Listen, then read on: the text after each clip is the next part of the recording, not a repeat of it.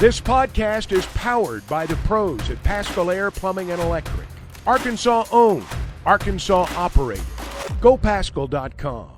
And I was listening to you and your partner Matt Norlander talk about the possibility of Dan Hurley ending up in Los Angeles, California for that Lakers job. Sounds like we're going to hear an announcement later on today. Have you kind of rethought in the last couple days and maybe come to a decision on what he's going to do with his basketball future? I'm not here to predict anything, but I will say, the longer this thing drags out, for lack of a better phrase, I think it's good for UConn. I'm basing nothing or very little of what I'm saying on anything more than what I'm being told from secondhand sources and the way that Woj is reporting this. But it certainly sounds like Dan is looking for reasons to stay as opposed to reasons to go. And over the weekend, somebody said something to me that made a lot of sense, which is he will never have an opportunity to three-peat at UConn again if he walks away from this, not realistically speaking. But NBA opportunities are in his future, even if he turns down the Lakers. He's only 51 years old. It doesn't appear that his light is dimming in any way. And so if he wanted to go to the NBA, if he wants to coach the Lakers and LeBron James, this is the time to do it. But if his goal is just to be in the NBA someday, that goal is still going to exist, even if he remains at UConn. And that's why I think more and more people over the past 24 hours have started to move a little closer to the idea that he really might turn down the Lakers and just stay in the Big East. Gary Parrish with us on the McLarty-Daniel hotline. Let's pretend for a minute he does take the Lakers job and he does go west.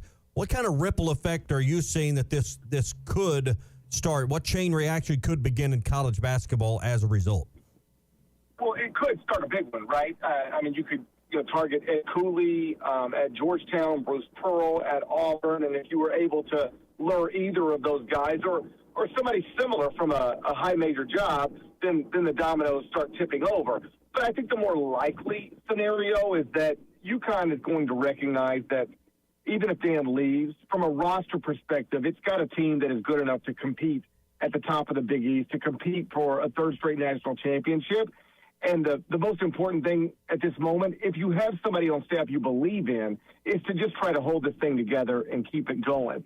We live in a time where Duke just gave its job to a assistant coach who had no previous head coaching experience. Ohio State just gave its job to a assistant coach who had no previous head coaching experience at the high major level. So if Duke and Ohio State can do something like that, UConn could do something like that, and it would either be Kamani Young or Luke Murray, probably Kamani because he's the acting associate head coach. But I would bet a significant amount of money that, barring a surprise, if UConn loses Dan Hurley, they will promote from within and have that done fairly quickly in the spirit of trying to hold the team together. It seems like UConn has no challenges because of their success and back-to-back national titles, but it struck me this weekend watching their baseball team in the Super Regionals. This is a program that does it basically with no football money compared to the other national names in college basketball that supports their athletic department. They've had success in baseball, obviously, as we're talking about this weekend, in their men's and women's basketball program. Gary, I'm kind of taken aback of how they managed to get it done in these other three sports when essentially their football program's not the cash cow like it is at many other places.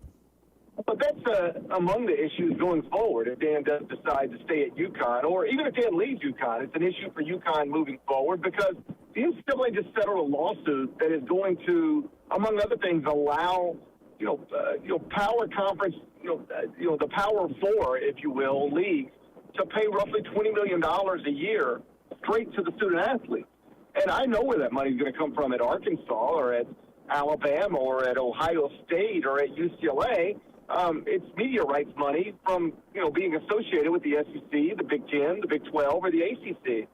But like you noted accurately, UConn does not have that football cash cow. It does not have that conference media rights deal to match SEC schools dollar for dollar.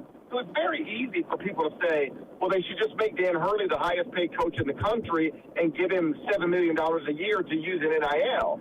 Again, you can find that money at Arkansas, and you can find that money at a lot of different places, but at UConn it's a little more difficult to find. And so these are all things that I know have been swirling around Dan's head, not just over the past week, but really since the landscape in college athletics has started to change. He loves UConn. He loves the Big East, but there is no denying that they are at a financial disadvantage moving forward, and it could someday become a very real deal, even if it hasn't looked like it is lately. Gary, it sounds like Arkansas's found that money based on the roster that they've compiled so far, and Cal's been open several media occurrences. He's saying, I don't think I'm going to go past 9. What do you think about that new philosophy, and do you see more coaches maybe using that in future years to come in college basketball? Yes, and I can tell you coaches are already using that. I had one fellow SEC coach tell me, I guess it was 2 years ago, that he didn't think he would ever get back to 13 scholarships because, with the constant turnover, the developmental aspect of running a high major program, it's not non-existent, but it's less important than it's ever been. So I had a coach tell me, why would I, at a school like the school I'm at, take a kid who's ranked 133rd in his class coming out of high school? Because I would have done that 10 years ago, because that guy can't help me next season, but I can develop him, and he can maybe help me as a sophomore or junior or senior. As the coach explained, these days, trying to get somebody who sat on your bench an entire year as a freshman to come back to you as a sophomore is a difficult challenge. And so, as the coach put it to me, I can sign somebody ranked 133, bring them in, develop them, not play them, and then at the end of the year, they're going to go to the transfer portal, and all I did was a lot of work for somebody else. I'd rather just not have that person. So I'll take me 8 or 9 or 10, quality guys that I believe can play for me next season, and I'll fill out my roster by getting scholarships to walk on, because they'll be so appreciative. They'll do anything I ask, as opposed to be normal scholarship players at the end of my bench who are frustrated and bothered by what they're not getting. So it's not a new philosophy. It's not one unique to John, but I do think it's smart on a lot of different levels. Gary, speaking of rosters, by the way, we're talking with Gary Parrish, all things college basketball for CBS Sports on the McCarty-Daniel hotline. Kayla Clark left off of the U.S. Olympic roster. We just had just kind of a conversation about that prior to you coming on. What did you make of the decision to leave her off the Olympic roster?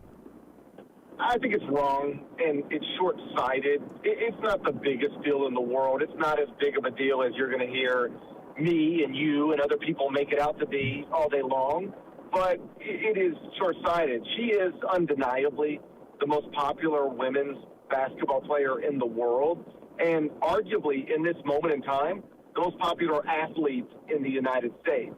And I understand if your argument is a strict one of, we're trying to take the best 12 players, the best 12 Americans we can take, and at 22 years old, she's not one of them.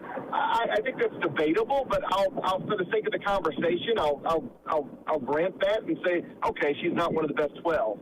But neither is Diana Taurasi. At the age of 41, she turns 42 tomorrow.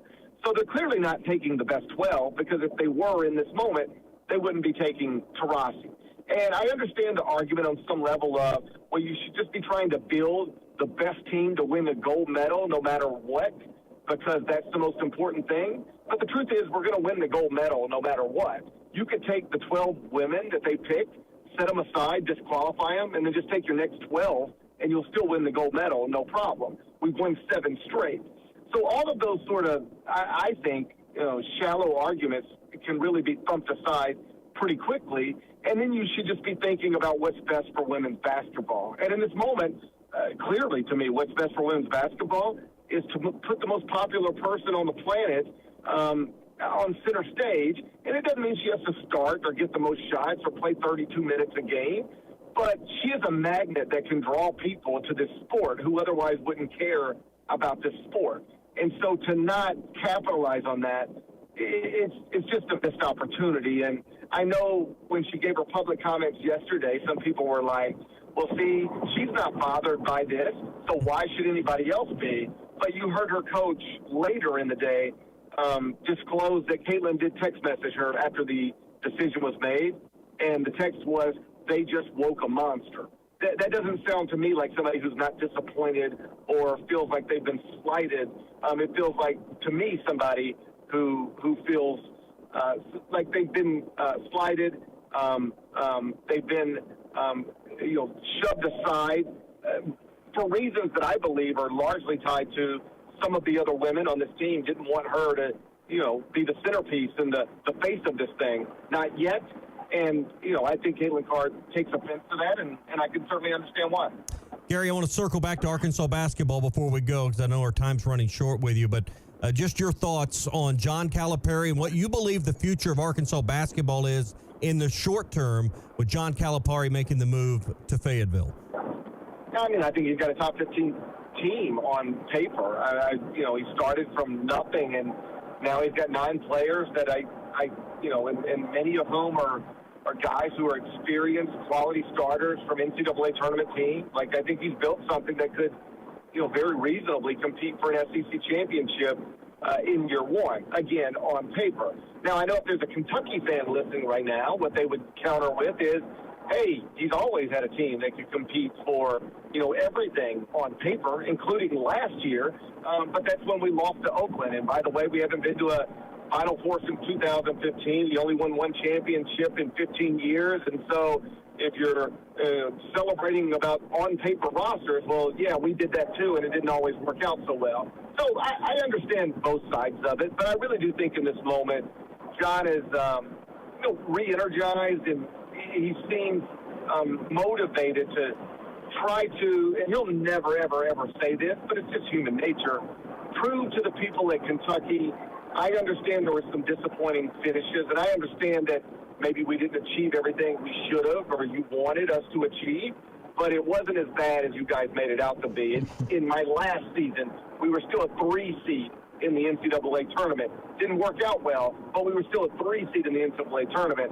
And if he is motivated to prove those people at Kentucky wrong, if they are the people who thought they could be better without him, then that's a great thing for Arkansas. And he has certainly set himself up well to do exactly that in year one. Gary, you've got a pulse of what's going on in Memphis. We'll let you go with this. Are Hogs and Tigers going to play this season or next? I'd be shocked if John ever voluntarily agrees to bring a team to FedEx Forum. He will always, sort of leave it open as a possibility. He'll tell Penny, let's talk about it. And then the next time they talk, he'll tell him, let's talk about it. And then the next time they talk, he'll say, hey, we should talk about that, and never actually get there. I would love it. It'd be great for the fan bases. It'd be great for the states. I think it'd even be, just a fun day of basketball. But John doesn't strike me as the type who would want to do that. And so I'd be surprised even if I'd never rule it out. Gary, we'll leave it there. We appreciate you joining us this morning. And, again, we're 80 days out from Arkansas football, but people are probably got a countdown of their own heads on Arkansas basketball. Appreciate your time. Anytime, guys. Take care. Bye-bye. BetOnline is your #1 source for all your betting needs. Get the latest odds, lines, and matchup reports for baseball, boxing, golf, and more. BetOnline continues to be the fastest and easiest way to place your wagers, including live betting and your favorite casino and card games available to play right from your phone. Head to the website or use your mobile device to sign up today and get in on the action. Remember to use our promo code BELIEVE. That's BLEAV for your 50% welcome bonus on your first deposit. Bet online, where the game starts.